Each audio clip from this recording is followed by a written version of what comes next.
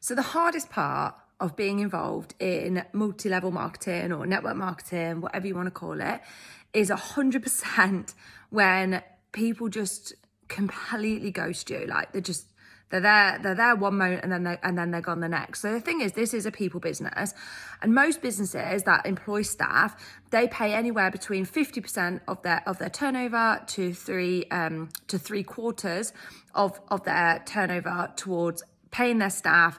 And it doesn't end there. They've got to obviously pay for like insurances, they've got to pay for HR, sort out disputes, any grievances. Obviously, you've got training. So the biggest portion when it comes to money for businesses is going towards the people that help run that business. So the beauty of network marketing is everybody's self-employed. So everybody can choose to do as much or as little as what they want. And I want to save a fortune on not having to pay for all of that.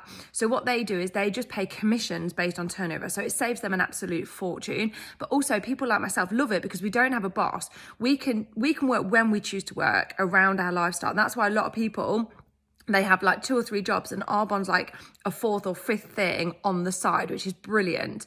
So the great thing is a lot of people come to us. I get this every day. Somebody will come to me. They'll say, look, I'm considering doing a network marketing business, but I've got questions. Fine. And for free, I talk to people and answer their questions without expecting anything in return, because it might not be the route for them. It might be the route for them, but not the company for them. Might be the route for them, the company for them, but I'm not the right mentor for them. So, there's all kinds of variables in it. And that's absolutely fine. And some people come in and then you explain to them, it's a franchise, you're self-employed. If you want to do this with me, I've got over 10 years of experience. We've got a whole team system in place. You won't have to put together a client group because it's made for you. You won't have to make the app because that's made for you, for your clients. You won't have to put together the trainings because it's all done. So we're like, basically all you need to do is use the products you want to use. There's over 500, so you can't possibly use all of them. Use the things that you want to use. So probably swap like your shampoo, your body wash, toothpaste, deodorant, your breakfast, maybe if you wear makeup, skincare, etc., sun cream. So switch out what you're already using anyway. Instead of buying it from the high street, buy it from yourself.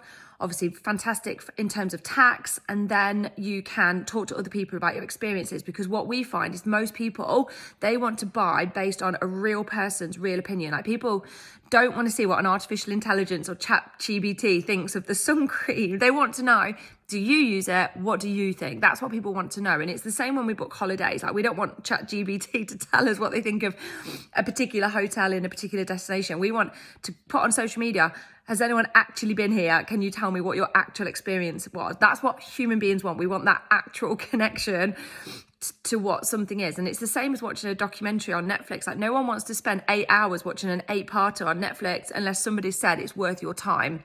Otherwise, that's such a waste of time.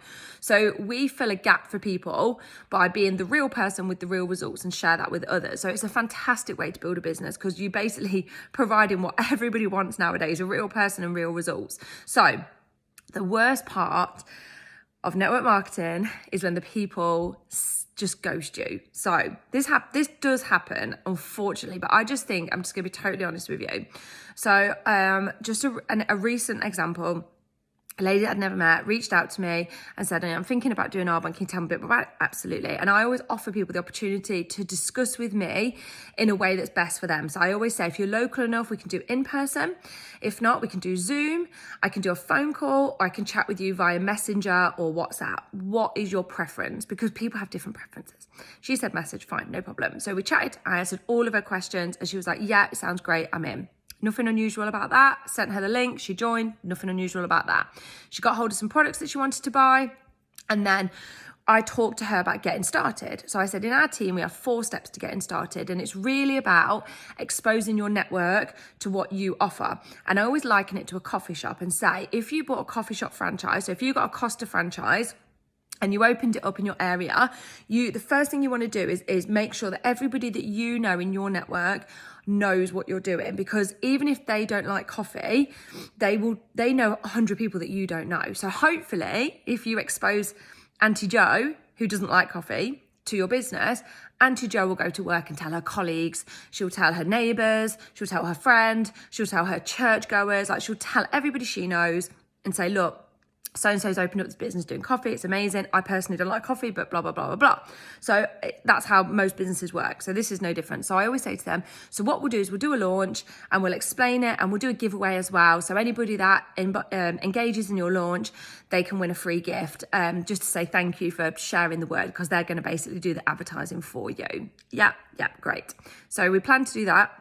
Now, I've got 4 children and a house to run. I do 2 volunteer charities a week. So I have a really busy life, but I do love my Arbonne. So I always make time for my new consultants, always. So I made time, put the kids to bed, said to my husband, like, I've got to be really quick tonight because I'm on this launch at 7 o'clock. Yeah. Got everything sorted, got my older 2 children to be quiet while I did the launch, and just made loads of allowances for this, 10, 15 minute section of time. My older 2 children, I had to just say to them, look, you can't have the telly on just for this 10, 15 minutes, just while I'm doing this launch. Little 2, put them to bed. They only got 1 story that night and not 2. So it's like little things like this. It's not a big deal. But when somebody then doesn't turn up, you're like, what? So my initial reaction to that is, because I would never let somebody down like that. Like I would message them, I'm so sorry, something's come up. So when somebody doesn't message to say that, my initial reaction is something's happened. Like my head goes to, oh my gosh, they've been in a car accident. So obviously I messaged her, are you okay?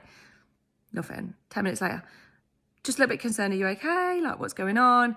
Nothing. So in the end, I just had to say, look, I've shut my laptop down, resumed, like the household has resumed, and I hope you're all right. Please let me know.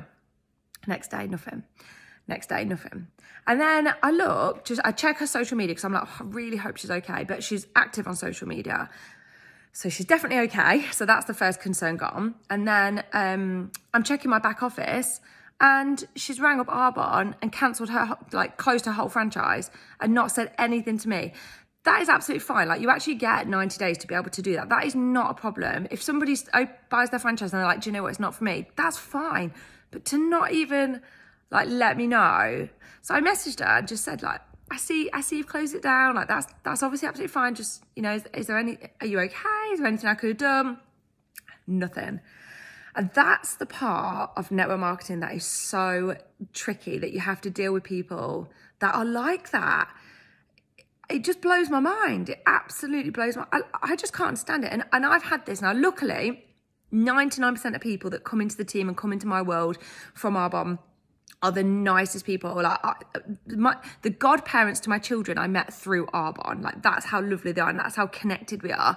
So only the 1% of people that they come in and they take everything from you. They take your time and energy to launch them, to lend them products, to do recognition gifts. They just take. And then when they've had enough, they just cut you off and they're like, I'm done with you now. And it's soul destroying. It's heartbreaking. Now, it is only 1%. So any industry has good and bad, but that is by far the hardest part of network marketing. In my over 10 years of experience, it's the heartache from the people that you thought were going to be a friend for life, and you gave them everything. Like, you literally, I've done driving across the country. If they've messaged me, I'm responding, I'm on it. And it's soul destroying. It is so soul destroying. And it's by far the hardest part of network marketing. Now, thankfully, there's lots of great parts of network marketing, the weekly paychecks, every week, £500 a week on average dropping into your bank account is amazing.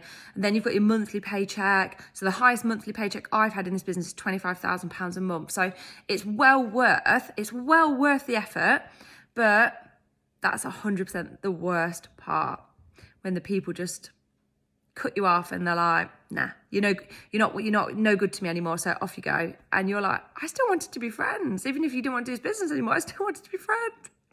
Horrible.